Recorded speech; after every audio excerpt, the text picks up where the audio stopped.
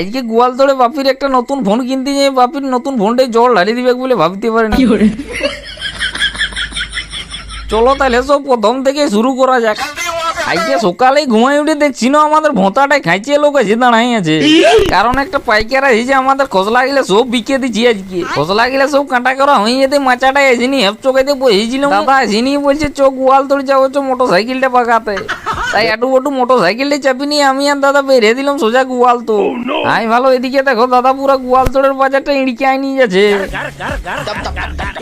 তারপরে গ্যারেজে মোটর সাইকেলটা দিয়ে দিতে একটু বসতে না বসতে দেখছি মোটর সাইকেল বাগানা হয়ে গেল। বাগানা হয়ে যেতে পুরো ধোয়াই নিয়ে ঝিকঝাক করে চলে এলাম এই কাপড় দোকান, কারণ দাদা একটা গেঞ্জি আর ট্রাক স্যুট নিবে। আজকে শনিবারের হাট বটে, তাই বাস স্ট্যান্ডের রাস্তাটায় খাইছে ভিড় হয়ে গেছে। তারপর হাটে আসিনি চিকুর জন্য একটা ব্যাগ কিনে নিয়ে হালকা করে হাটটার চারদিকটা ঘুরিয়ে নিলাম।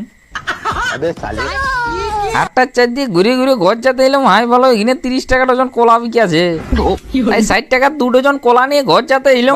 বলছে দাঁড়া আমি একটা ফোন কিনবো বাঁচিয়ে দিবি আয়। তারপর এই দোকানটায় ঢুকিয়ে নিয়ে অনেকক্ষণ বাছাবাছি করার পর এই ফোনটা পছন্দ হয়ে গেল। আই ভালো ফোনটায় জল ঢালিয়ে দেখা দিচ্ছে ফুল ওয়াটার প্রুফ বটে। এক বোতল জল ঢালি দিল ফোনটার উপরে, তাও দেখছি অন হয়ে গেল।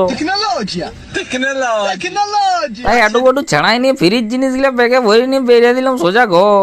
তাই আর বেশি ঝাড় পাকামু না, আমার ভিডিওটা এখানেই শেষ করে দিলাম। এরকম চাংড়া ভাড়া ভিডিও দেখতে হলে ফলো করো।